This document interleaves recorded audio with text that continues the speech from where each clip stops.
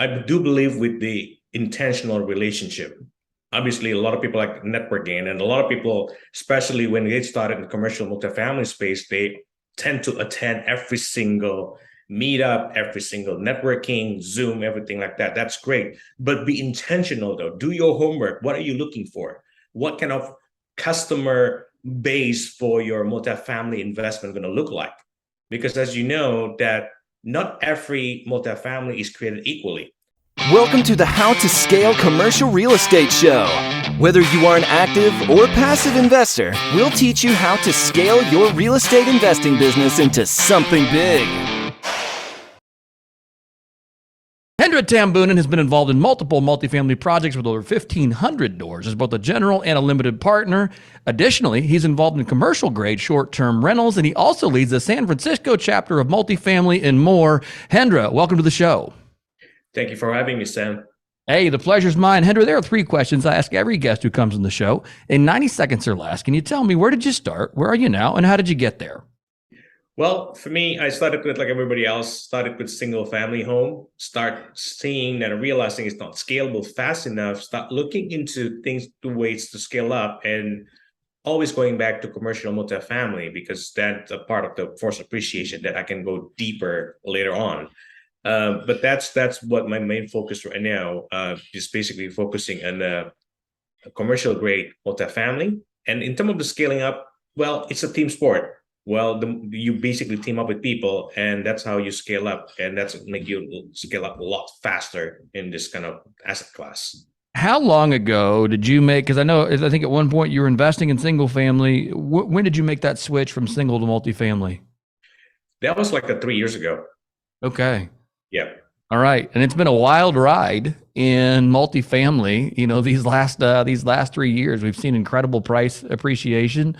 We've seen incredible rent growth. I mean, how are you guys finding opportunity in the midst of a very competitive environment? So in that kind of market cycle, that's just a lot of things that people don't realize, that market cycle, we are in a different market cycle given time of the year. You got to employ a different strategy. For me, I live in California. There's no way for me to find deals. However, I have a lot of capital through my network. That's how I partner up with operator, and that's how we find and partner up and then take down a larger property that way. And that's how we able to scale up, going back again, a team up and working together. That's really, really interesting. So are you working with multiple operators in multiple markets? Not just any market. The way I started, I pick one market that I know that is going to be growing because of the fundamental of the population growth, job growth, multiple industries, and there's enough demand in that market. That's how I pick a market to begin with and work with operator over there that's pretty stable and really, really ready to take it off. That's how I able to get into Dallas Fort Worth market 3 years ago. So let's think about some really tactical steps someone could take if they wanted to follow in your footsteps. You tell me this, hey, you know, find a market that has the right demand features, that has the right demographics that you want in it, has the right job growth, population growth, all those things. What's someone's next step? You know, if they want to break into a new market, how would you recommend someone going about finding and locating that operator partner? Well, I do believe with the intentional relationship. Obviously, a lot of people like networking, and a lot of people, especially when they started in the commercial multifamily space, they tend to attend every single meetup, every single networking, Zoom, everything like that. That's great. But be intentional though. Do your homework. What are you looking for? What kind of customer base for your multifamily investment going to look like? Because as you know, that not every multifamily is created equally. Are you aiming for a blue collar worker? Are you looking for a lobster renter? Be intentional what you're aiming for. Now, if I'm saying that I'm looking for a lobster renter, but somewhere in the suburb of Montana, it will never going to be working out because they don't really have anyone like that. But if you do your homework, you understand what you're looking for. During the networking meeting, you state your intention like, hey, I'm looking for an operator in such and such market that's focusing in this kind of customer base, then you're most likely someone you met not doing it, but they might know someone who might be doing it. That's how you create that relationship established over time.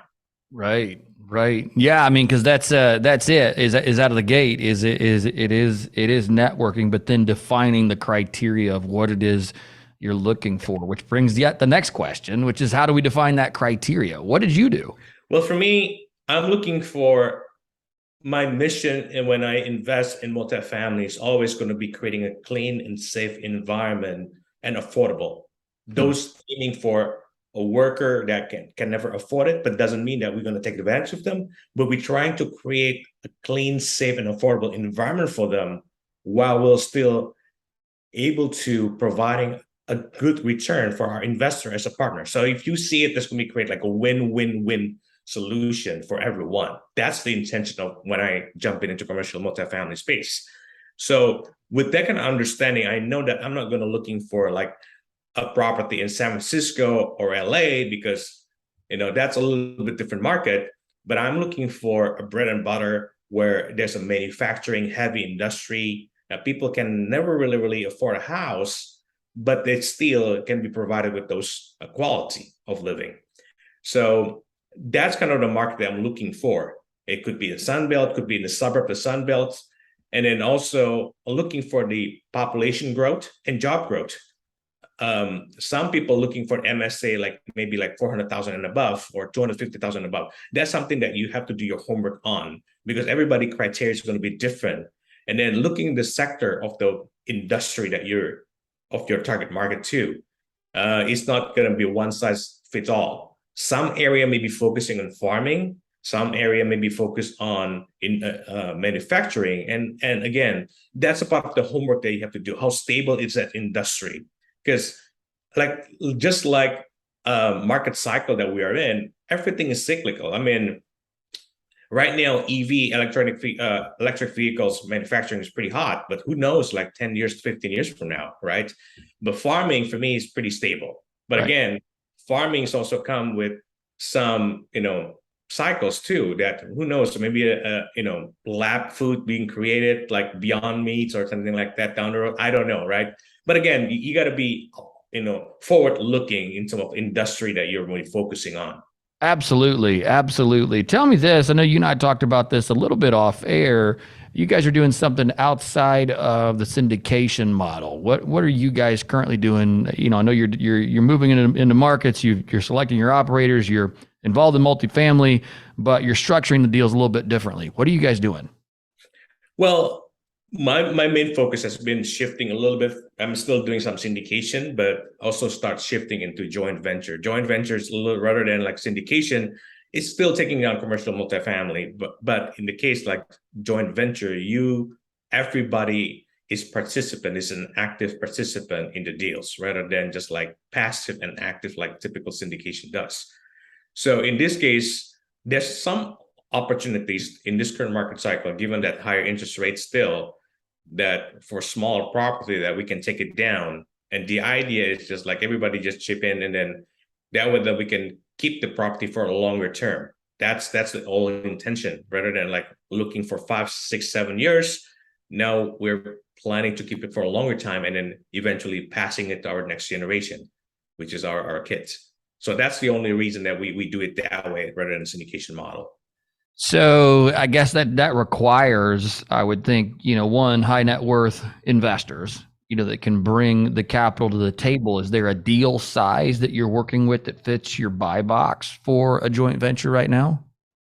That's correct. Yeah, there's going to be some high network that could be acting like as a KP. There's also obviously all your partners who dealt with in the syndication previously, they get some extra equity that they can put in together. So think about it like you're shifting it from syndication, which is considered like a transactional. Now you're moving it into like the form of equity that you keep doing it, and then you can do cash out refi as the property value grows, right? But you keep the property for the meanwhile after that. Do you guys structure the If you can find the right word, but do you guys do this with a waterfall? Do you guys set it up like a typical preferred return with a 70-30 split? Like, or are the terms of the deal very different with a joint venture? Typically, there's going to be some split for those who are going to be in the beginning, who's helping with the bringing the deals, but the rest is just going to be pro rata based on the equity that you put in there. Got it. Got it. That's really interesting. Why did you guys decide to go to that model as opposed to syndications? Well, there's some opportunity there in the market right now, given the higher interest rate. There's still going to be mid-size units that still able to give the return that you're looking for over a long run. So for us, that's what to our liking. And then plus, we also like to keep it for a longer term that and pass it to the next generation, right? It's not the intention, like, it's not just like, hey, 100 units, 200 units. It sounds good, but for me, you got to balance out a portfolio rather than like transactional. You also want to keep the equity to grow. That's kind of, again, it's like rebalancing the portfolio. That's the intention to be. Got it. So more or less, this is for you guys an opportunity to say, hey, look, we're not going to do the typical 5 to 7 year disposition. I want to buy this. I want to hold it. And so you have found some other like-minded investors that said, hey, you know what? We want to just hold this in perpetuity, or as long as it makes sense. There's no point in, the proverbial, selling the milk cow. No point in doing that. So let's all just go in with a higher check amount per investor. You probably have fewer investors, I would imagine. Right. Yeah, that's definitely what's happening. That's actually the disadvantage of joint venture, right? Because obviously, rather than like you getting like X amount of investor that playing passively, now you only have limited pool number of partners that everybody have to work together for a smaller project too. Right. How long from conception to actually getting a deal across the finish line did this idea kind of come into your head where you said, hey, look, I want to have a joint venture. I need 4 or 5 partners, higher net worth individuals. How did you get that done? So actually, this is happening like about a couple of years ago. We got our 44 units that we partner up together, and we start looking at, and obviously everybody's still doing their own syndication. But the more we look into it, like, hey, it kind of makes sense right now because we kind of enjoy it. We do a full cycle on that one because we do a cash out refi, and we see the model already, and then say like, this is kind of nice because now you'll get a refi, cash out, you get your capital back. Now it's still producing a cash flow that you're looking for. Imagine if you keep doing it again and again and again, hash and repeat, right? That's pretty much the model. That's something that you keep, like what you said, the golden goose is still there and keep producing golden egg for you on an annual basis while you taking it out without killing the golden goose per se, and just do rinse and repeat. Right. That makes a lot of sense. And that's something I've often struggled with in the syndication model, which is, we're doing that in the RV resort space right now, where it's like, my gosh, these are enormous cash on cash returns. Why are we discussing selling this? I don't understand. When it produces an income, it's hard. It's really hard. And that's been probably a growth for me as an investor, is shifting out of that transactional mindset, which even in a 5 to 7 year hold is still kind of a transactional mindset, into getting into the cash flow. And that's Robert Kiyosaki's whole thing is, get the cash flow quadrant. It's like get into the place where consistent income comes in every month. And that makes a huge difference. One thing that we had talked about, maybe it was even there in your bio, I don't remember. Yeah, it was commercial grade short-term rentals. That's something else that you're involved in. What is a commercial grade short-term rental? So one thing that we did, my partners, another partners in Midwest, they found an bed and breakfast that for some reason used to be operating as a bed and breakfast, and somebody actually bought it and used it for personal residence. So it's a commercial grade zone. It's a Victorian house, 1893 built. But obviously, when they have an urgency, they become motivated to sell because of the health situation. They cannot really sell it because number one, it's commercial zone. So when you want to sell it, there's not really comp. And then if you want to sell it as a commercial, there's not really income because they use it for personal housing. But we end up doing though, we partner up with people. Again, it's a JV structure. We take it down as cash, able to close according to the time that they're looking for. And one thing that they're down to us, like, hey, why don't we make it a short-term rental? But now becoming because we bought it cash, we can do whatever we want. We put a prototype with the 18 months profit model, then we can be cash out refi again. Because that way now you have a substantial cash flow that you can use as a baseline to go to approaching a DSCR lender and cash out that way. So a lot of people are focusing so much on short-term rental because of primary residence, but sometimes people forget there's maybe a motel that you can use it to become like a short-term rental too. It doesn't have to be like a big, massive short-term rent, 20 units of hotel, thing like that. Something you can be as like small, like 5, 6, 8, smaller motel that you can convert into commercial grade short-term rental. Because one thing that people forgot, what you want to sell is the experience. This Victorian home, by the way, is by the lakeside. So the moment you go out, you can see the lake, you can walk, and it's like sitting on a 2-acre lot. So you got a lot of green space over there that you can enjoy and then have quite an experience for family gathering or even small wedding there. That's really cool. And that's something, I have heard where people are running into challenges. And I don't know if you ran into this with your project, but they run into challenges in getting short-term rentals zoned, or they may have short-term rental restrictions in the area. A lot of municipalities are putting in short-term rental restrictions. But if you buy something like an existing bed and breakfast that's already zoned, it's already a short-term rental, or to your point, a motel, it's already a short-term rental. You're just changing the way in which it operates. So exactly. Yeah, there's not the red tape of, oh, hey, there's a short-term rental moving in town. It's like, well, no, this is a bed and breakfast. It's been a short-term rental for a long time. So I think that's really cool. What have been some unique challenges maybe that you guys faced, and how did you overcome them in getting, because it sounded like the bed and breakfast, was it still in business or had it closed?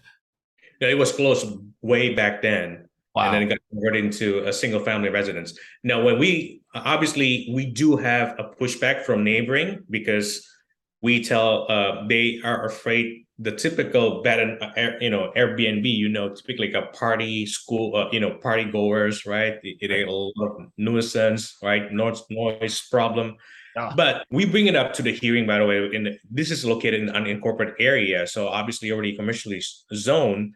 So we do have some upside on that one. We would do a hearing. However, we also be able to, my partners, going knock on the door or neighboring properties and tell them, like, look, this is the model that we're looking for. We're not going to be buying in just like a property just for a college kids come and party on a weekend. Right. But this is the intentions are going to be like for corporate retreat, family reunion, thing like that. And then we also tell them, like, this is the price point they're looking for. Our price point is like about 4 figures a night, right? Summertime.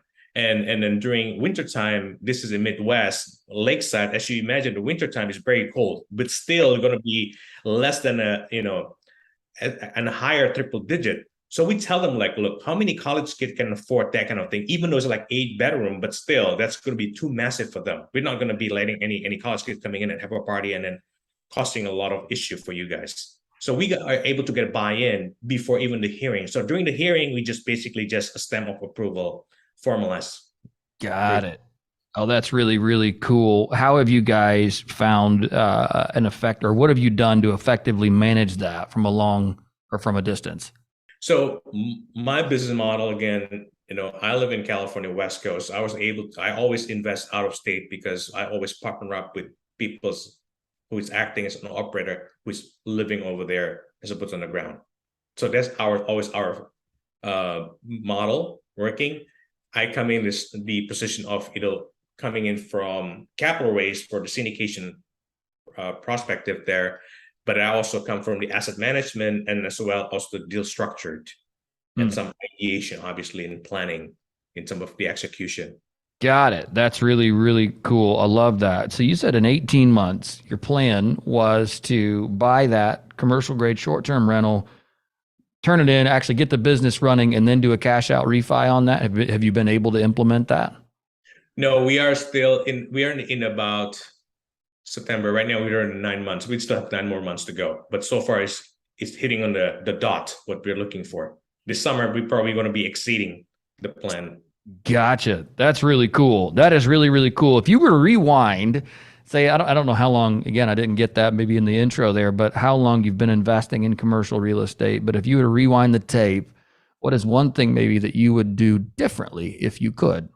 I would say that connect with people as many as you can, but not only just connecting, be intentional and see how can you add value to people, because that way you're going to scale a lot faster, right? This podcast title, How to Scale in More Commercial Multifamily, but a lot of people are asking, like, how do I scale up? How do I scale up?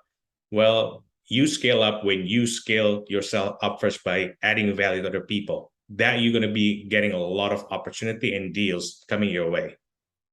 I love that. I love that. If you were to rewind the tape and then say, here's something I did really well, what would you recommend that people do to follow in your footsteps? I would always say that to me and my wife, we're doing this together. Get comfortable in being uncomfortable. I'm not an extrovert to begin with. I'm an introvert by nature. Right. But now I started becoming an ambivert. But you just basically got comfortable and ask people, like, how can I add value to you? What are you looking for? And how can I help you to grow instead of me growing? Because I want you to grow first, then we'll grow together. That's awesome. I love that. I love that. Hendra, you've given us a lot of things here to think about. I like the way you're restructuring really the balancing of your portfolio and saying, hey, look, we're going to do more joint ventures. We're going to do things and hold them in perpetuity. We're going to do stuff that we can then pass on to our kids if they want it. I think that's really cool. It certainly speaks to my heart. I go, gosh, that's kind of the goal. I think for me as well is building that portfolio of things that we hold for a long period of time, as opposed to the transactional nature that we can certainly fall into on the syndication front. Commercial grade short-term rentals. I hadn't heard that phrase before, but certainly like the way that you've put that, because again, taking things like a previous bread and breakfast and turning it into a short-term rental, that's something that we've certainly seen a few people chip in here on the show and talk about in the ways they've taken that down. And I think that's a really unique opportunity as well, especially on the short-term rental front, maybe that people aren't looking at. So you've given us plenty of things to think about. Is there anything else you'd like to share with our guests here before we sign off? Yeah, well, like I said, I'll always love to add value to people. If you are a seasoned or even beginner in commercial multifamily space, if there's anything I can help you with, they can reach out to me. I can be reached at through Facebook, Hendra Tambunan, or I'll give you my phone number too if you want to connect with me, 510-270-2920. And then just mention that you hear us from this podcast, and I'll be happy to schedule a time and connect and help them to grow. That's awesome. Yeah, we'll make sure we put all those things there in the show notes as well. Hendra, thank you for taking the time to come on the show today. I certainly appreciate it. Thank you, Sam, for having me.